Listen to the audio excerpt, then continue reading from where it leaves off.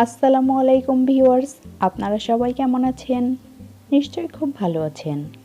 আলহামদুলিল্লাহ, আমিও খুব ভালো আছি। আজ হচ্ছে শুক্রবার আর এখন বাজে সকাল ৮টা। আমি এখন সকালের নাস্তা বানাবো। সকালের নাস্তার জন্য আমি রুটি বানাবো আর রাতেই ভাজি করে রেখেছিলাম আর ডিম পোস্ট করব। তো আজ শুক্রবার হওয়াতে একটু দেরি করেই ঘুম থেকে উঠেছি। আর আমার বড় মেয়ের স্বাস্থ্যটাও ভালো না, ওর জ্বর এসেছে। তো আমার বড় মেয়েও ঘুমাচ্ছে। আমার ছোট মেয়ে তো এমনিতেই প্রতিদিনই দেরি করে ঘুম থেকে উঠে। ও ৯টা-১০টার দিকে ঘুম থেকে উঠে, ও ঘুমাচ্ছে, ও আরও পরে উঠবে। অন্যান্য দিনের তুলনায় শুক্রবারে কিন্তু একটু কাজ বেশিই থাকে। দেখা যায় আমি অন্যান্য যে বাড়তি কাজগুলো থাকে এগুলো শুক্রবারেই করে থাকি, কারণ আমার হাজব্যান্ডও বাসায় থাকে। আর ও বাসায় থাকলে আমার ছোট মেয়েকে একটু রাখতে পারে, ওকে রাখলে আমার কাজ করতে সুবিধা হয়। নয়তো ছোট মানুষ তো অনেক বিরক্ত করে কাজের সময়। যাই হোক, আমার রুটিগুলো বেলা হয়ে গিয়েছে, আমি সবগুলো রুটি বেলে নিয়েছি, এখন রুটিগুলো সেঁকে নেব। শুক্রবারটা আসলে সকাল থেকে সন্ধ্যা পর্যন্ত অনেক ব্যস্তই থাকতে হয়। শুধু আমার না, হয়তো অনেকেরই এমন। আর যারা চাকরিজীবী মহিলা তাদের তো আরও বেশি ব্যস্ততা, কারণ তারা সপ্তাহে মাত্র এই একটা দিনের ছুটি পান। তাদের তো অনেক কাজ থাকে শুক্রবারে, ছুটি বলতেই একদিন।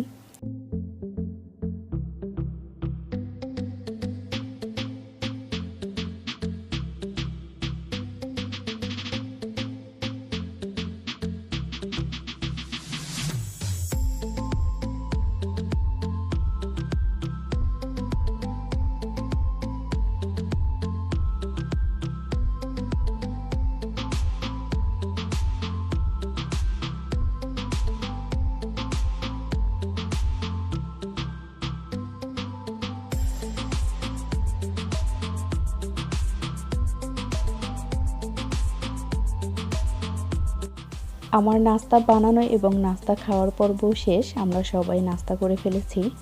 আমার বড় মেয়ে নাস্তা খায়নি, ওকে দিয়েছিলাম, ওর তো জ্বর এসেছে, ওর খেতে ভালো লাগছে না, তো নাস্তা খায়নি। আমরা সবাই খেয়েছি, আমার ছোট মেয়েকেও নাস্তা খাইয়েছি। ওকে নাস্তা খাওয়াতে তো আমার অনেক সময় লেগে যায়। তো এখন নাস্তা খাওয়ার পরে যেগুলো ভরে ছিল সেগুলো ধুয়ে নিচ্ছি। এরপর আমি আমার মেয়ের স্কুল ড্রেসটা একটু ভিজিয়ে দিব, এর সাথে আরও অন্য কিছু কাপড়ও ভিজাবো, এগুলো ধুতে হবে। অনেক কাপড়ে জমেছে, তবে সব কাপড় একদিনে ধুতে পারবো না। আমি কাপড় আসলে অনেক কাপড় একসাথে ধুতে পারি না, আমি সবসময় অল্প অল্প করেই ধুই। তো অল্প কিছু কাপড় আজকে ভিজাবো আর বাকিগুলো নেক্সট দিন ভিজাবো। আর কাপড় ভিজানোর পর আমি রান্নাবান্নার জন্য প্রস্তুতি নিব। এছাড়াও আরও অনেক কাজ রয়েছে যেগুলো আমি পরে করব। আজ আমি রুমও গুছাতে পারিনি, অন্যান্য দিন আমি রান্নার আগেই রুম গুছিয়ে ফেলি, তবে আজ আর সেটা হবে না। আজ অনেক দেরি হয়ে গিয়েছে, আমি আজ রান্নাটাই করে নিব আগে, কারণ আমার মেয়ের শরীর ভালো না, তো ও এখনও শুয়ে আছে। আর আমি নাস্তা খাওয়ার জায়গাটা ভিডিও করিনি, ইচ্ছে করেই করিনি, কারণ সব কিছু দেখাতে গেলে ভিডিওটা এত লং হয়ে যাবে যে আপনাদের কাছে দেখতে ভালো লাগবে না, বোরিং ফিল করবেন।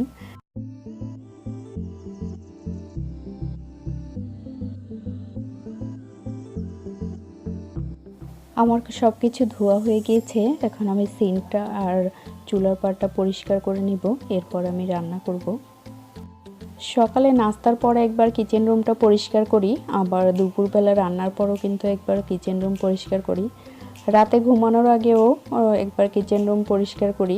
দেখা যায় যখনই রান্না বান্না করি না কেন তখনই কিন্তু কিচেন রুমটা একটু পরিষ্কার করে নিই, এতে করে তাড়াতাড়ি হয়। দেখা যায় কিচেন রুমটা পরিষ্কার করতে আমার অনেক সময় লাগে না, খুব অল্প সময়ে ঝটপট কিচেন রুমটা পরিষ্কার করতে পারি। আর আমার কিচেন রুমটা কিন্তু খুব বেশি একটা বড় না, আমার কিচেন রুমটা অনেক ছোট। কিচেন রুমটা ছোট হওয়াতে খুব তাড়াতাড়ি পরিষ্কার করতে পারি। যাই হোক, আমি এখন দুপুরে রান্নার জন্য ডিম সিদ্ধ বসিয়েছি। আমি আলু দিয়ে ডিম রান্না করব আর বাঁধাকপি ভাজি করব। আমার ডিম সিদ্ধ হয়ে গিয়েছে আর ডিমগুলো আমি নামিয়ে ঠান্ডা পানিতে ভিজিয়ে রেখেছিলাম, এখন ডিমগুলো ছিলে নিব। আপনাদেরকে ছোট্ট একটা টিপস দিই, টিপসটা হয়তো অনেকে জানেন, আর যারা জানেন না তাদের জন্য এই টিপসটা হচ্ছে ডিম সিদ্ধের সময় সামান্য লবণ দিয়ে ডিম সিদ্ধ করলে ডিমের খোসা কিন্তু খুব সহজেই উঠে যায়। এতে করে ডিমটা আর নষ্ট হয় না। আর আমিও ডিম সিদ্ধ করার সময় কিন্তু সামান্য লবণ দিয়ে নিয়েছিলাম। দেখুন আমার ডিমগুলোর কিন্তু খুব সুন্দর করে খোসা উঠে যাচ্ছে। আপনারা নিশ্চয়ই লক্ষ্য করেছেন আমার ছোট মেয়ে কিন্তু সিঙ্কের উপরে উঠে বসে আছে। সে ডিমের খোসা ছাড়ানো দেখবে, এতক্ষণ নিচের থেকে চিল্লাচিল্লি করছিল কোলে উঠবে, ডিমের খোসা ছাড়ানো দেখবে। তো ওকে কোলে নিয়ে তো খোসা ছাড়াতে পারবো না, তাই ওকে সিঙ্কের উপরে বসিয়ে দিয়েছি। সে তো এখানে বসে চুপ নেই, হাজার রকমের প্রশ্ন করেই চলেছে। তো যাই হোক, আমার ডিম ছোলা হয়ে গিয়েছে। এখন আমি ডিমগুলো ভেজে নিব। ডিমগুলো ভাজার জন্য আমি প্রথমে কড়াইয়ে তেল দিয়ে নিয়েছি, আর তেলের মধ্যে সামান্য লবণ আর হলুদ দিয়ে নিয়েছি। এখন ডিমগুলো দিয়ে দিচ্ছি, আর ডিমগুলো একটু ভালো করে ভেজে নিব।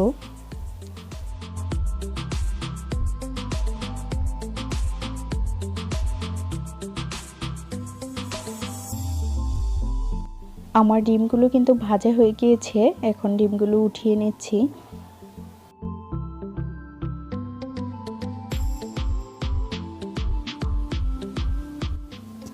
এবার আমি ডিম যে তেলটার মধ্যে ভেজেছিলাম এই তেলের মধ্যে পেঁয়াজ দিয়ে নিব, আর এটার মধ্যে ডিমটা রান্না করব। আমি পেঁয়াজ দিয়ে নিচ্ছি।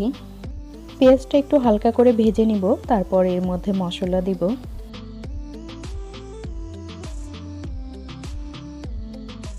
আমার পেঁয়াজটা ভাজা হয়ে গিয়েছে। এখন আমি এর মধ্যে একটু পানি দিয়ে নিয়েছি। এরপর দিলাম 1.5 চামচ হলুদ গুঁড়ো, এরপর দিচ্ছি 1.5 চামচ মরিচ গুঁড়ো, এরপর দিচ্ছি স্বাদ মতো লবণ। এবার দিচ্ছি জিরা আর ধনিয়া গুঁড়া। আমি এখানে আর কোনো মশলা ব্যবহার করব না, আমি এই মশলাগুলো দিয়েই ডিমটা রান্না করব। মশলাটা আমি ভালো করে কষিয়ে নিয়েছি। এবার এর মধ্যে দিয়ে দিচ্ছি আলু কুচি, আর আলু কুচি দিয়ে আলুগুলো ভালো করে কষিয়ে নিব।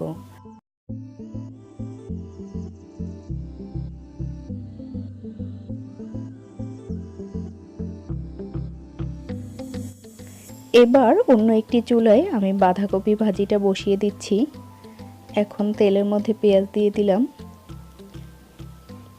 পেঁয়াজটা একটু হালকা করে ভেজে নিব।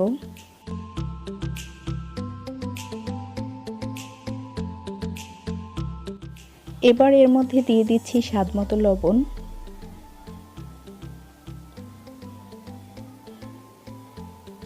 এরপর দিব সামান্য হলুদ গুঁড়া।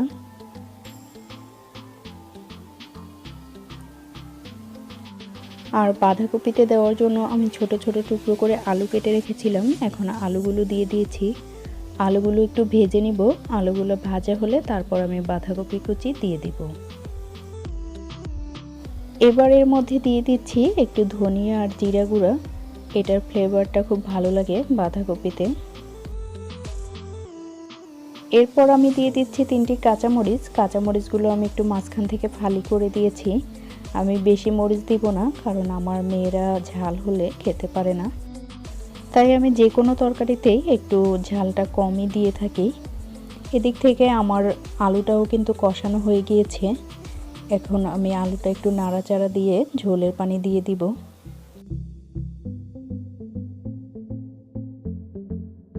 আমি ঝোলের পানি দেওয়ার জন্য ভাজিটা নামিয়ে একটু গরম পানি করে নিয়েছি। এখন পরিমাণ মতো ঝোলের পানি দিয়ে নিচ্ছি।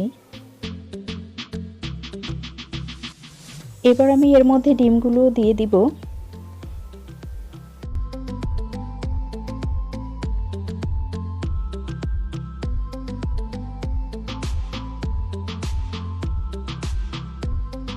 আমার আলুটা ভাজা হয়ে গিয়েছে। এর মধ্যে এবার আমি বাঁধাকপিগুলো দিয়ে দিচ্ছি।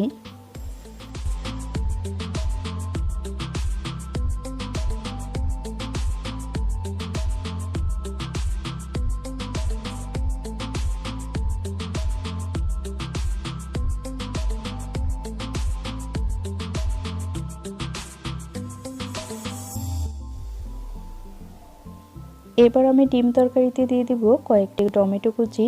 আর টমেটোটা দিলে এর স্বাদটা অনেক গুণ বেড়ে যায়, একটু টক টক লাগে, খেতে কিন্তু খুব ভালো লাগে। আমার কাছে অনেক ভালো লাগে, জানি না আপনাদের কাছে কেমন লাগে, তবে আমার কাছে খুব ভালো লাগে।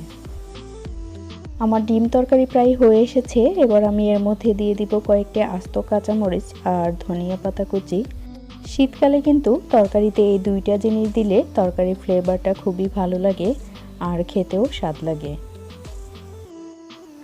তো আমার রান্না বান্না শেষ। এই যে আমার ডিম তরকারিটা হয়ে গিয়েছে আর আমার বাঁধাকপি ভাজিটাও হয়ে গিয়েছে।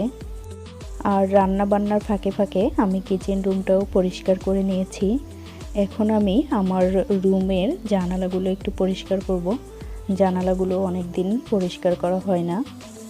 অনেক দিন বলতে গত সপ্তাহে আমি পরিষ্কার করেছিলাম জানালাগুলো। আসলে এখন তো শীতকাল, প্রচুর ধুলাবালি বাইরে, তো খুব তাড়াতাড়ি নোংরা হয়ে যায়। জানালার গ্লাসগুলোতেও ধুলা পড়ে আছে আর গ্রিলগুলোতেও প্রচুর ধুলা পড়ে আছে। এগুলো আমি প্রায় পরিষ্কার করে থাকি, যখনই সময় পাই, যেদিনই সময় পাই এদিনই পরিষ্কার করি। যখনই আমার কাছে মনে হয় যে এগুলো ময়লা হয়ে গিয়েছে বা ধুলো জমে গেছে, তখনই আমি পরিষ্কার করে ফেলি। এই জানালার গ্লাসগুলো পরিষ্কার করা খুবই কষ্টকর, কারণ এই গ্রিলের ফাঁকগুলো অনেক ছোট ছোট। এই ছোট ছোট ফাঁক দিয়ে হাত ঢুকিয়ে পরিষ্কার করতে খুবই কষ্ট হয়। তবুও চেষ্টা করছি ভালো করে পরিষ্কার করার জন্য। খুব ভালো করে পরিষ্কার করা যায় না, তারপরও দেখা যাক যতটুকু করা যায়। এই যে আমার জানালাটা পরিষ্কার করা হয়ে গিয়েছে আর আমি এই রুমের জানালাটাও পরিষ্কার করে নিয়েছি। আর আমার রুমগুলো গুছানো শেষ হয়ে গিয়েছে আর আমার ছোট মেয়েকে গোসল করিয়ে দিয়েছি। এই যে আমার বড় মেয়ে শুয়ে আছে, ওর জ্বর, তো লেপ গায়ে দিয়ে শুয়ে আছে। আর আমার ছোট মেয়েকে তো গোসল করিয়ে দিয়েছি, ও ওর পাশে বসে এই যে মোবাইলে গেমস খেলছে। তো আমার কাপড়গুলোও ধোয়া হয়ে গিয়েছে। এখন আমি নিজে গোসল করব। আমার নামাজের হিজাবটা ধুয়ে দিয়েছি, আমার মেয়ের স্কুল ড্রেসটা ধুয়ে দিয়েছি, আমার মেয়ের হিজাবটা ধুয়ে দিয়েছি আর ওর একটা সোয়েটার ধুয়ে দিয়েছি। আগেই বলেছিলাম বেশি কাপড় ধুবো না, অল্প করেই ভিজিয়েছি।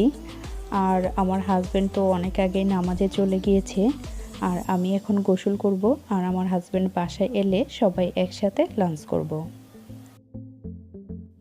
এখন বাজে 6টা 10 আর আমরা দুপুরে খাওয়া দাওয়ার পর কিছুক্ষণ রেস্ট নিয়েছি।